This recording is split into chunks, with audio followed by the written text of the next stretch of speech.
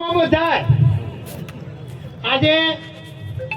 6 December 1956 ના રોજ બાબા સાહેબ આંબેડકરના પરિનિર્વાણ દિવસ ઉપસ્થિત આપ સર્વે સમસ્ત સમાજના ભાઈઓ બહેનો વડીલો માતાઓ બહેનો ભૂલકાઓ અને યુવા જાગૃત મિત્રોને મારા સત પ્રણામ। આજે બાબા સાહેબ આંબેડકર વિશે તો ઘણા બધા વક્તાઓએ આપ સર્વેને સુમાહિતગાર કરેલ છે, છતાં પણ બાબા સાહેબ આંબેડકરે ભલે દલિત સમાજમાં જન્મેલા હોય, પરંતુ દરેક સમાજ માટે અને ખાસ કરીને નારી ઉત્થાન માટે તેઓએ પોતાનું તમામ જીવન પરિનિર્વાણ કરેલું છે। એની આપ સર્વે પુસ્તકો વાંચશો તો ખાતરી થશે। આજે કોઈ પણ સમાજની કોઈ પણ બેન દીકરી કે માતાઓ જે સોમાન પૂર્વક અત્યારે જીવી રહ્યા છે ફક્ત ને ફક્ત બાબા સાહેબ આંબેડકરની કલમના આધારે। બાબા સાહેબ આંબેડકર કોઈ એક જ જ્ઞાતિના નેતા ન હતા, પરંતુ હાલની ચાલતી અમુક પ્રણાલી પ્રમાણે એક જ સમાજના એમને એક નેતા તરીકે ગણાવી લીધેલા છે। હમણાં શાંતિલાલ રાઠોડ સાહેબે વાત કરી, બાબા સાહેબ આંબેડકર હારી ગયેલા હતા।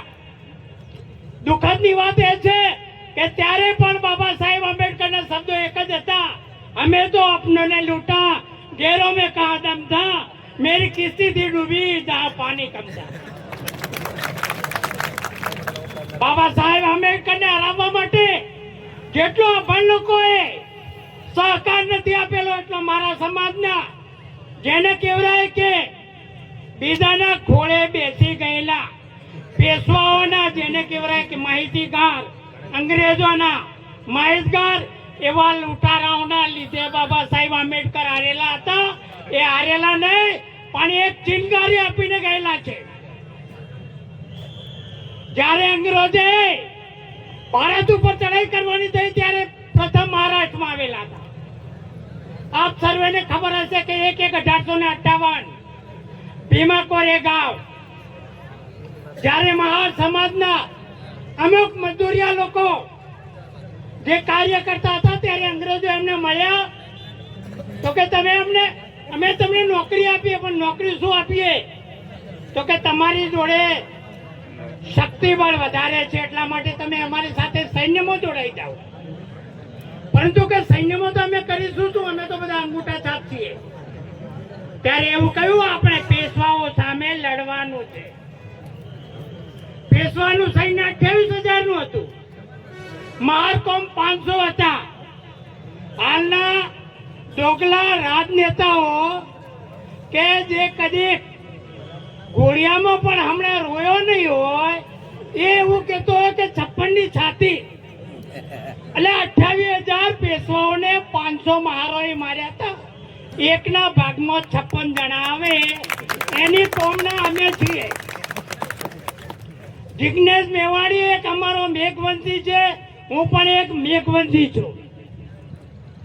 સિદ્ધપુરની અંદર જ્યારે પાણીનો પાટણના રાજા સિદ્ધરાજ સોલંકીને પણ કોઈ ખ્યાલ નતો, પોતે પણ 32 લખના પુરુષ હતા, છતાં વીર મેઘમાએ પોતાની કાયા હોમી અને સહસ્ત્રલિંગ તળાવની અંદર પાણી લાવી આખી જનતાને એક આનંદ આપેલો હતો। એ અમારી મહાર, એ મારી મેઘવંશી કોમ છે। અમે મેઘવંશી ઋષિના વંશજો છીએ। હાલની તારીખમાં બાબા સાહેબ વિશે તો ઘણા બધા વક્તાઓ કહી દીધું, એટલે મારે વધારે નથી કહેવું, પણ મહારોને ક્યારે સંછેડવાની કોશિશ ના કરશો, કારણ કે વિંછીને કેટલા બધા પગ હોય છે। જિગ્નેશ મેવાણી એટલો નથી, આજ સુધી ઘણા બધા બીજા પક્ષના નેતાઓએ પણ પોલીસના પટ્ટા ઉતારી નાખવાની આના વાતો કરી છે। ફક્ત જિગ્નેશ મેવાણીને તમે ટાર્ગેટ શા માટે કરો છો? દલિત નેતા છે એટલા માટે, કોંગ્રેસ પક્ષમાં છે એટલા માટે। મહેરબાની કરીને સંછેડવાની વાતો ન કરતા, ખાસ કરીને પોલીસ ડિપાર્ટમેન્ટમાં જે ભાઈઓ બહેનો હોય એમને મારી બહેનોને વિનંતી છે કે કદાચ આપણા જે કોઈ મિત્ર છે ભાઈઓ પોલીસમાં છે એમને પણ પૂછજો કે જો કદાચ તમે ઈમાનદારીથી કામ કરતા હોય તો જિગ્નેશ મેવાણીના શબ્દો તમને ખોટા ના લાગવા જોઈએ। ક્યાંક ને ક્યાંક આપણા પેટમાં કંઈક ઉણપ છે. આપણે હપ્તાઓ સાથે ને લોચમાં સંડોવાયેલા છીએ. એટલા માટે જિજ્ઞેશભાઈ મેવાણી આપણને ખોટા લાગે છે. જિજ્ઞેશભાઈ મેવાણીની વાત તમામ સમાજ પ્રત્યે છે, કોઈ પણ રાજકીય રાગદ્વેષથી નથી.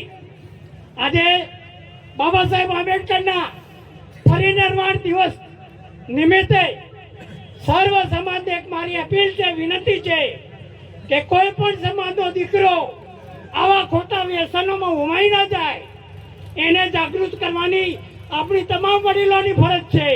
આપણે સર્વે જાગૃત થઈ તમારી પક્ષાપક્ષીને છોડી, નાત જાતને છોડી ફક્ત ને ફક્ત જે જિજ્ઞેશભાઈ મેવાણી સાહેબનો ટાર્ગેટ છે કે આપણા ડ્રગ્સ, દારૂ અને જે કોઈ વ્યસનો છે એમાંથી આપણને મુક્તિ મળે, એમાં સાથ અને સહકાર આપીએ એવી નમ્ર અપીલ.